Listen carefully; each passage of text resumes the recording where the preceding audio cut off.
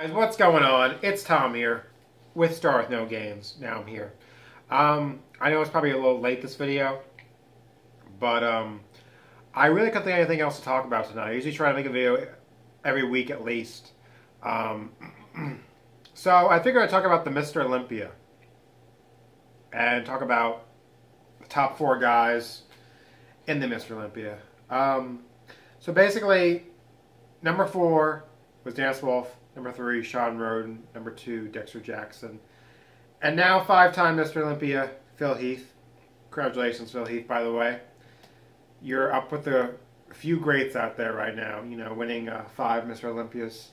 So he's actually passed Jay Cutler, I think. I think Jay Cutler won 4 times. So he passed Jay Cutler. But anyway, so let's talk about the top 4. And this is going to just be a brief, short video just to, you know, whatever. But anyway, so number 4 was Dennis Wolf, the big bad wolf.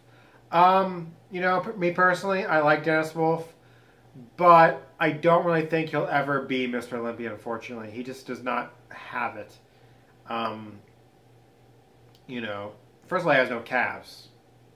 That's a problem right there. And, you know, that's something you're either born with or you're born without. So there's no way he can improve. There's no way he can make his calves bigger.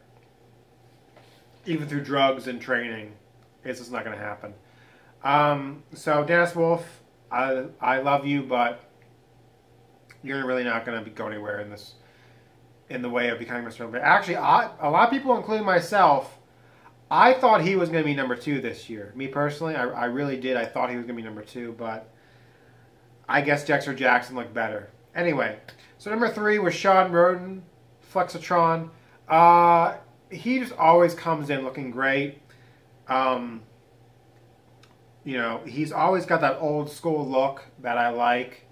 Kind of like Dennis Wolf, you know, the old school look, having a thin waist, a small waist and broad shoulders. You know, that to me is more in a pleasing look than some of these bodybuilders that have the extended guts, and it's just not really appealing, you know. It's not the way bodybuilding should be. So yeah, kudos to Sean Roden for getting in the top 3. Number 2, Dexter Jackson, aka the Blade.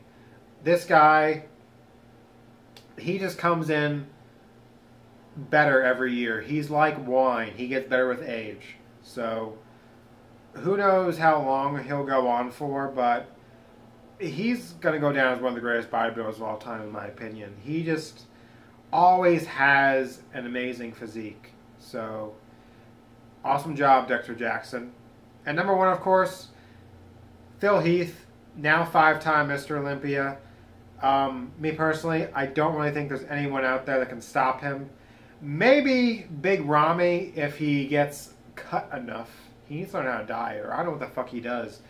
I mean, he comes in freaking jacked, huge, but, you know, not as shredded and as conditioned as Phil Heath or Dexter Jackson, or, you know, the top 4 guys. But, you know, maybe he could be him one day, but he would have to, you know, work on his diet and stuff like that. But me personally, I think Phil Heath, his goal right now is probably to win 4 more Mr. Olympias, of a total of 9, and then he will have beat Ronnie Coleman, and he will be 1 Mr. Olympia above Ronnie Coleman. So we'll have to see. That could be the trend from here on out, that Phil Heath wins every year.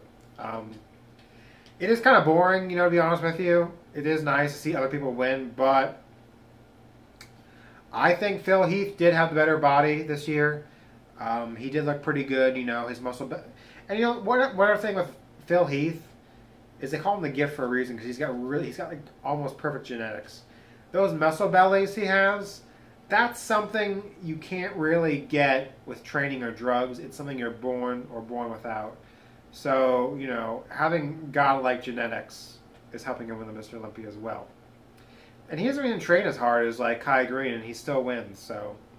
And that's one more thing before I want to go. Kai Green was not in the Mr. Olympia. People are like, oh, well, you know, if Kai Green was in the Mr. Olympia, he would have won this year. Well, you know, that's hard to say, because Phil Heath and Kai Green never stood together, so you really couldn't compare them.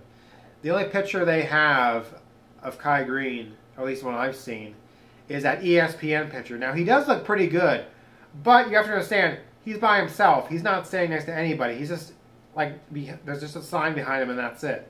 So, we'll have to see. I don't know. Tell you the truth, I don't really know the future of Kai Green. I've heard a couple of things where people say that he'll probably never, ever be back in the Mr. Olympia ever again. Which would kind of suck because, you know, I am a Kai Green fan. I do like Kai Green, but, you know, the whole thing, it kind of sounds like it was his own fault, really. So, in a way, he only has himself to blame for if he's not going to be back in Mr. Olympia ever again. I hope that's not true. But we'll have to see what happens next year. I'd love to see him come back. It'd be such great exposure for the sport for him to come back and be like, oh, Kai Green's back and he's better than ever. And is he going to take Phil Heath? And I think it'd be really cool to do that. But, you know, it was a good Mr. Olympia. And I think all the placings were fair. It was kind of funny.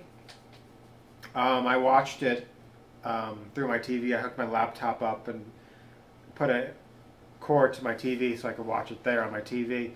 And I was watching the press conference, and it was just so funny how it was so different from last year. Last year was so much drama and everything, and with Kai and Phil Heath. And this year it was like, well, you know, if, you know, he came, they're just so different from last year. Every guy was just like, and Phil Heath is like, oh, you know, I respect all these guys, you know, and I don't expect them to be like, you know, saying that, you know, I'm going to win because I have no respect for him. So you know, like every guy deserves to be up here and blah, blah, blah. And you could tell, like, the two guys that run it, I don't know their names, but they host it every year. They were trying to create a little drama, but they just didn't really want it. And it was kind of funny. Everyone was just kind of like really friendly, and it was just totally different from last year. Without the Kai Green and Phil Heath drama. So that was a little different. But all in all, I really enjoyed the show. You know, me personally, with any kind of big sporting event, you know, whether it be bodybuilding or basketball or baseball or whatever sport I watch, it's nice to see different people win. But, you know, like, you know, when I was younger, it was always the Bulls that won in basketball. It was like, oh, we got to hit the Bulls. And, you know, so when I was younger, it was like, oh, the Yankees are the team to beat. And so, you know, now kind of like Phil Heath is pretty much the bodybuilder to beat. I mean, this is 5 times he's won now. So he is like, you know, the guy to beat now. He is, you know, the superstar of bodybuilding. So anyway, guys, that's pretty much my take on the Mr. Olympia. Like I said, I enjoyed it. It's always fun to watch it. I always have like a pizza with it or something and kind of enjoy pizza and Mr. Olympia. It's kind of something I like to do ever since I started getting into this, you know, kind of cheat on my diet and watch a little Mr. Olympia. It's a very good moment for me when I do that. But anyway, guys, just thought I'd give you my little thoughts on this year's Mr. Olympia, and I really can't wait till next year, so we'll see what happens. Will Kai Green be back? That will probably be the #1 question everyone's wondering. We'll have to see what happens, guys. Anyway, don't forget to like, subscribe, share, comment, all that good shit. And I will see you in the next one, guys. Peace out.